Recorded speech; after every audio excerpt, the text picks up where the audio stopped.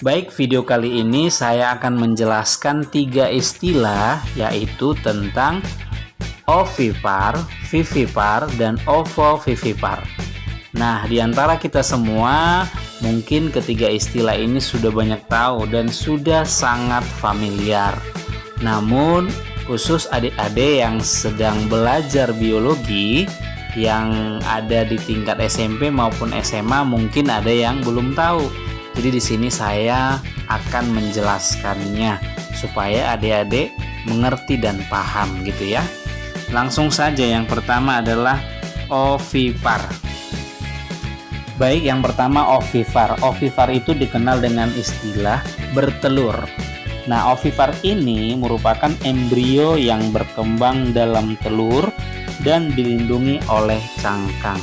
Jadi embrionya itu bisa bertumbuh, bisa mendapatkan makanan, itu berasal dari dalam si telurnya ya. Embrio itu mendapat makanan dari cadangan yang terdapat di dalam telur gitu dia. Tapi ovipar ini telurnya itu dikeluarkan dari tubuh induk betinanya ya.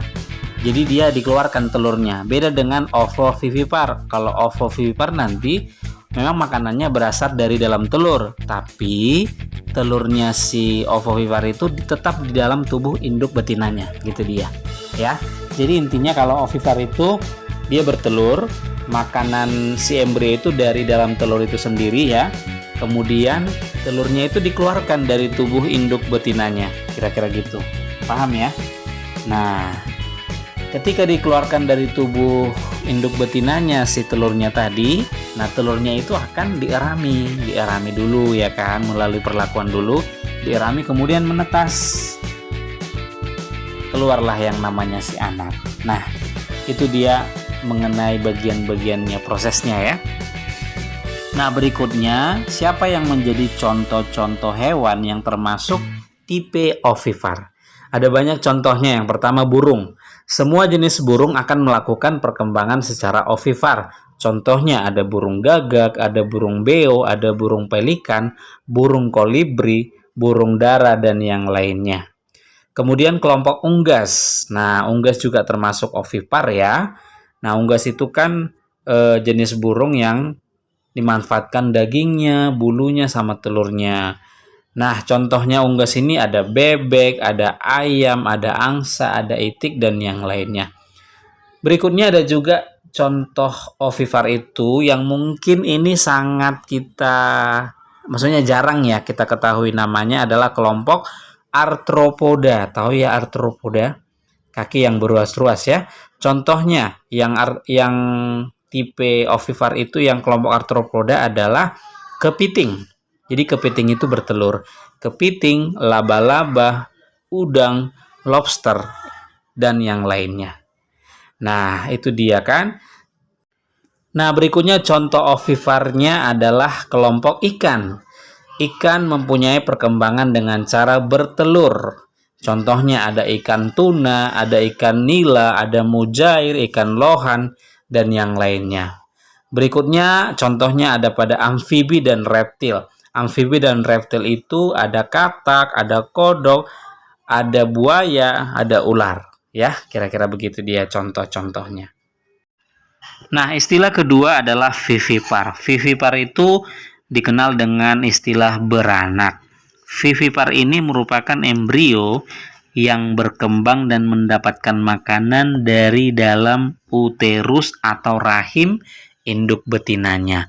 Nah, beda dengan si ovipar. Ovipar tadi kan sumber makanannya itu dari dalam telur tadi. Sementara kalau dia vivipar bukan. Dia tidak ada telur, tapi dari rahim ya, dari uterus atau rahim induk si betinanya. Nanti kalau misalnya setelah anaknya siap untuk dilahirkan, anak itu akan dikeluarkan dari vagina induk betinanya ya.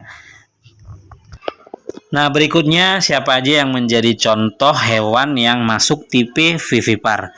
Contohnya itu adalah kelompok mamalia. Nah, mamalia tahu ya, kelompok hewan yang memiliki kelenjar susu atau mamae. Nah, contohnya itu bisa kelinci, sapi, kuda, lumba-lumba, kucing, anjing, termasuk juga kita manusia. Nah, kelompok yang lain ternyata adalah beberapa hiu. Ya, beberapa jenis hiu juga melakukan perkembangan secara vivipar loh. Ya, contohnya itu ada hiu salmon, ada hiu banteng, ada hiu martil, ada hiu paus. Nah, istilah yang ketiga adalah ovovivipar. Istilah ini dikenal dengan bertelur dan beranak. Jadi dia bertelur sekaligus beranak juga. Nah, ovovivipar ini merupakan embrio yang berkembang di dalam telur, tetapi telur tersebut masih tersimpan di dalam tubuh induk betina. Ya, jadi berbeda dengan si ovipar tadi. Kalau ovipar tadi kan telurnya itu dikeluarkan dari tubuh induk betinanya. Tapi kalau si ovovivipar, telurnya itu tetap di dalam tubuh induk betinanya. Untuk masalah makanan atau nutrisinya itu sama ya. Sama-sama mereka nutrisi embrionya itu berasal dari si telur tersebut. Gitu dia ya.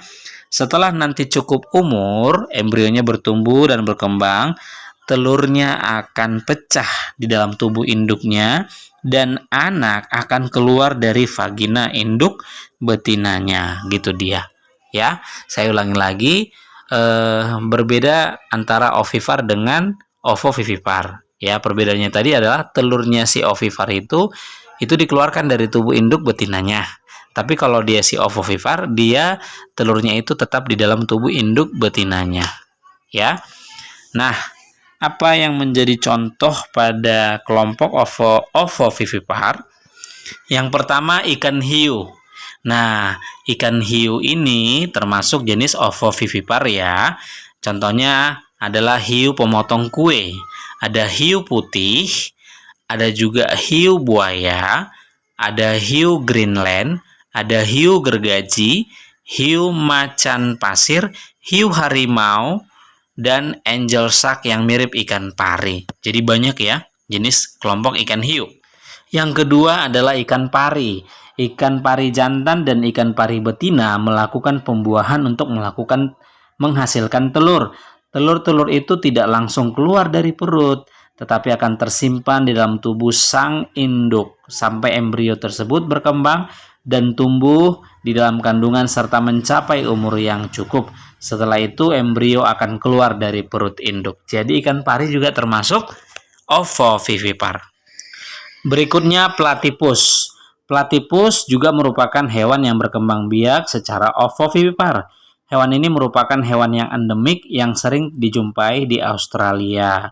Hewan ini juga bisa berevolusi dari aves ke mamalia yang berkembang biak dengan cara ovovivipar.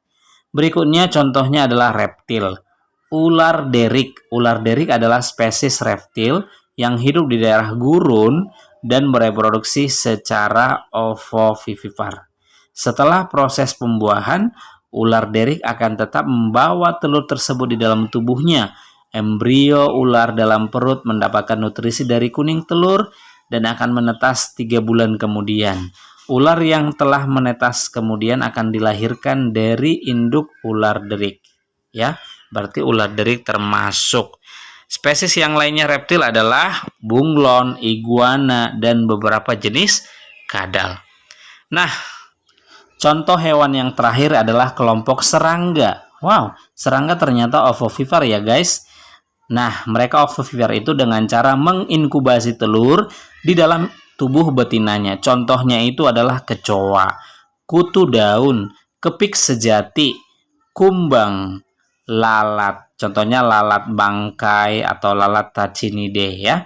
Nah, itu dia beberapa contoh untuk kelompok ovovivipar. Oke, demikian penjelasan mengenai istilah ovipar, vivipar, dan ovovivipar. Mudah-mudahan video ini membantu buat adik-adik secara khusus yang sedang belajar biologi di tingkat SMP dan SMA. Oke, jangan lupa dukung terus, support terus channel saya ini, Biologi Official. Jangan lupa tekan tombol subscribe-nya, like-nya, dan share dan komen ya. Terima kasih.